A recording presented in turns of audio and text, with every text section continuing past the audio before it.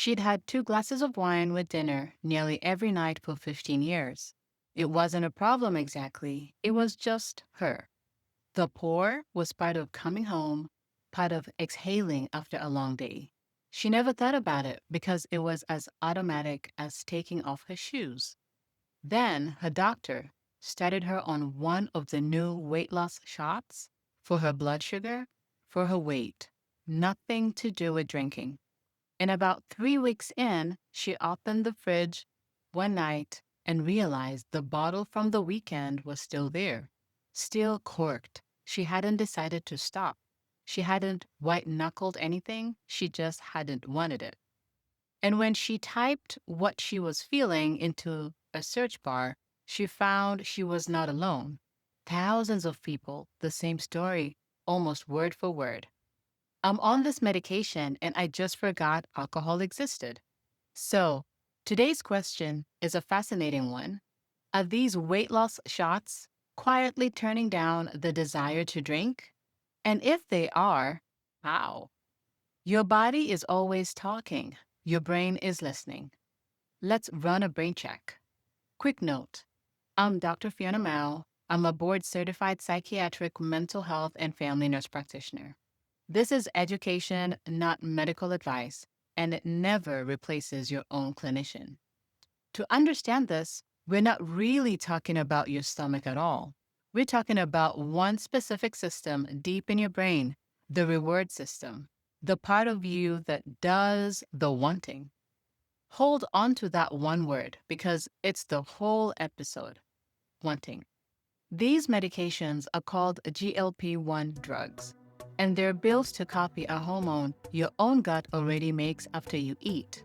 That hormone does a few things. It helps your pancreas handle blood sugar, it slows how fast your stomach empties, and it sends a signal upstairs that says, okay, we're fed, we're satisfied. So most people know these drugs for appetite. You feel full sooner, full longer, you eat less. And if that were the entire story, if these drugs only worked in your gut, then the alcohol thing would make no sense at all. Drinking isn't about being hungry. But here's the part that cracks it open. These same GLP-1 receptors, the little docking stations this drug plugs into, aren't only in your gut. They're also found in your brain's reward circuitry. And some of the same reward circuits involved in food also contribute to motivation for alcohol, nicotine, and other rewarding behaviors. The circuits overlap. They're not identical, but they overlap. Now, I want to give you the idea that makes this genuinely click because it's beautiful once you see it. Scientists who study reward separate two things we usually lump together: wanting and liking. Liking is the pleasure in the moment, the taste of the wine. Wanting is the pull beforehand, the itch, the anticipation, the I could go for a drink right now. And here's the strange part researchers keep finding. Those two dials appear to move separately. Current evidence suggests these medications may turn down the wanting signal in some people. Picture the reward system as a volume knob. Normally, alcohol cracks that knob up.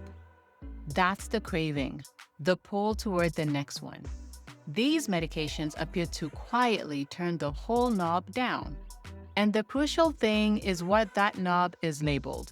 It doesn't seem to be labeled food. It seems to be labeled wanting. So when the knob comes down, you don't just want less dinner.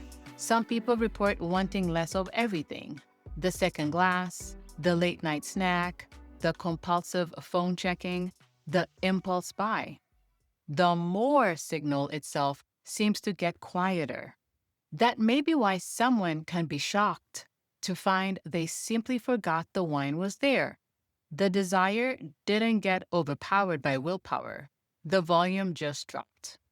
Which raises the obvious question: if that is real, why doesn't every single person on these drugs quit drinking?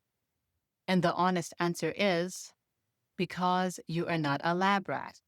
You're a whole human. How much your drinking was driven by that wanting signal in the first place matters. For someone whose evening drink was mostly reward chasing, turning the knob down may be dramatic. For someone whose drink is woven into habit, social ritual, or self medication for something deeper, the knob is only one piece, and the habit or the pain is still there. Dose matters. Individual brain chemistry matters. And this is exactly why you can read 10 stories online and see everything from life changing to no difference at all. Both are true, they're just different people holding different knobs. Now, in clinic, here's how I actually hold this. I find it genuinely exciting because for decades, we treated craving as a moral failing, and this is growing biological evidence that it isn't. But I also stay careful, and I want you to be careful with me. A lot of what we have right now is people's stories, plus animal studies, plus some early human trials. And those early results are real and promising. But promising is not the same word as proven. We don't yet know exactly who it helps, how much, or whether it lasts. And I need to say this plainly. These drugs are not approved to test alcohol use, and nothing in this video is me telling you or anyone to go get one for that. What we're doing today is understanding a mechanism, not wanting a prescription. So let's run it. For the brain's reward system, is quieting that wanting signal a charge or a drain? And honestly, it can be both. For someone who's wanting has been running their life, the cravings, the compulsions, the noise, turning that volume down can feel like finally getting to breathe. A real charge. But wanting isn't all bad. It's also motivation, drive, the spark that gets you off the couch. Turn it too far down, and some people report feeling a little flat. So the truthful answer is, it depends who's holding the knob and how low they turn it. Which brings us to the verdict. Are weight loss shots making people quit drinking? Partly true, and genuinely promising. There is a plausible, biologically grounded mechanism, and the research is starting to catch up to the stories. But it's early, it doesn't happen to everyone. And to be crystal clear, these drugs are not approved for alcohol use, and this is not a recommendation to seek one out. But here's what I actually want you to walk away with, and it matters whether you ever go near these medications or not. For years, generations really, we told people that craving was a character flaw, that if you just wanted it badly enough, you'd have the willpower. Parents, partners, whole cultures built on that idea. This entire story points quietly in the opposite direction. Craving has real biology underneath it. It runs on circuit and receptors and a volume knob you didn't install and can't simply decide away. And here's why that's not depressing. It's the most hopeful thing I know. Because things that run on biology can be worked with, understood, sometimes changed. That is not an excuse. That is a door. Your symptoms tell a story. Your biology holds clues. Understanding comes first. Healing starts there. Mood, metabolism, mental health. And if you're struggling with cravings or with alcohol, please don't do it alone. Reach out to your own provider and know that 988 is there day or night. I'll see you in the next Brain Check.